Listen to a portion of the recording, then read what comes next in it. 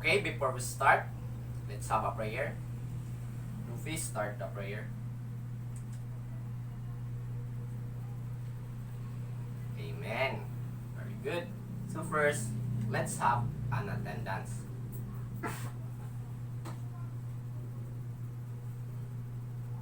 Okay, only Zoro is late. So, anyone can recall about our previous topic? Okay, very good. It's all about plumbing. So, plumbing is any system that conveys fluids for wide range of application. Plumbing uses pipes and fixtures. So, for today's topic, I will show you few picture so anyone can identify will have points.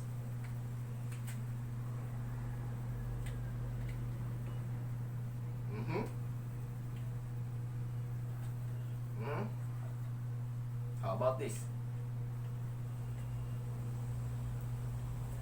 Okay. So don't worry if someone of you don't know what is the picture that I show, because we will discuss it later. So we will tackle about common plumbing hand tools. So our objectives is at the end of the lesson, students will able to identify the common types of plumbing hand tools. Number 2, perform the proper usage of plumbing hand tools. So first, we have here wrenches. So there are many kinds of wrenches, but in plumbing, we will have this. So anyone can guess or can tell what is it? Very good. A pipe wrench. So a pipe wrench used to loosen and tighten a pipe works. So a pipe wrench is an adjustable wrench. The top jaw moves up and down and has a taut jaw for gripping into a pipe. So next, how about this? Very good. This is an adjustable wrench. Adjustable wrench is an open end wrench with movable jaw, allowing it to use different sizes. Adjustable wrench is used for tighten and loosen also nut and bolt. Next, how about this? How about Nami? Very good. This is a faucet key. So a faucet key, not a traditional wrench, but in a critical part of plumbing tools list. Faucet key is a small X-shaped tool designed to open and close spigots. So next, I know everyone is familiar about these tools. So this is a hacksaw. So a hacksaw is a fine tooth, originally or mainly made for cutting metal, but plumbers carry hacksaw to cut through a variety of hardware including pipes, nuts, bolts, and screw. Next, what is? Yes, it is a thread sealing tape, or also known as a Teflon tape. Thread sealing tape. So thread sealing tape, also known as plumber tape. Plumber use this tape to pat or prevent possible leak and threaded joint connection in piping. So next, how about this? Very good. This is a combination plier or a pliers. So what is combination plier or pliers? Plumber use pliers like wrenches every day. These smaller tools are among the best tools for plumbers because for plumbers they allow to use professional to loosen, tighten nuts and bolts that are small for wrenches to grip. So next, no, this is not a yo-yo. This is called a metal tape measure or tape measure. So metal tape measure is a short steel tape to measure the width or the length of pipes and the area.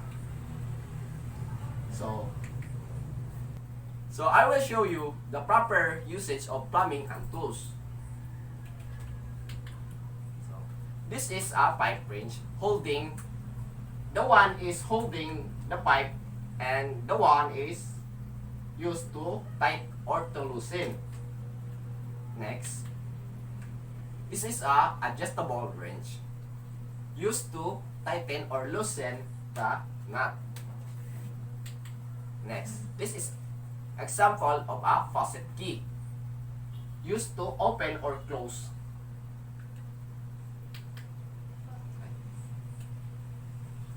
This is a hacksaw cutting a PVC pipe.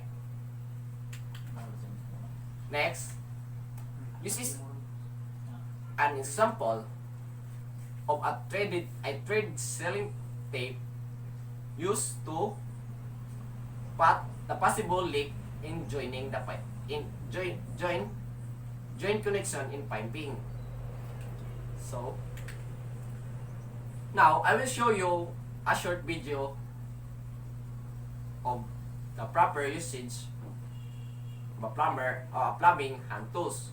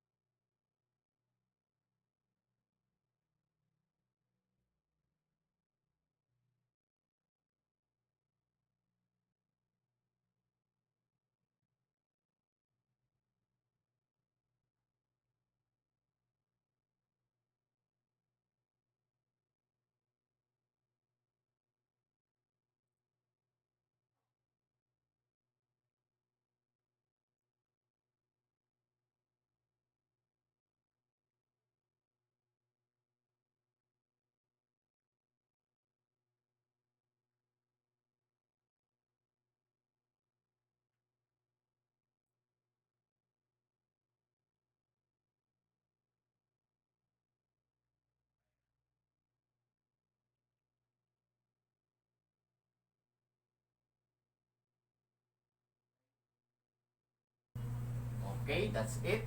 So I want you to find your pair and let's have an activity. Okay. So anyone is settled. So in your group, I want you to perform a proper use or proper applying and diplo tape or at-thread sealing tape. And your pair, I want you to perform cutting GI pipe using hacksaw. So I will give you 2 minutes or 1 minute to discuss to your pair. Okay, time's up. So let me see your activity.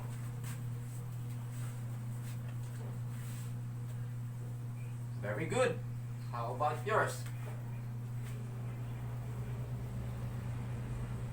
Very good. Good cut. So, everybody is good. Okay, I hope everyone learned. So now we're done. Good day everyone and good vibes.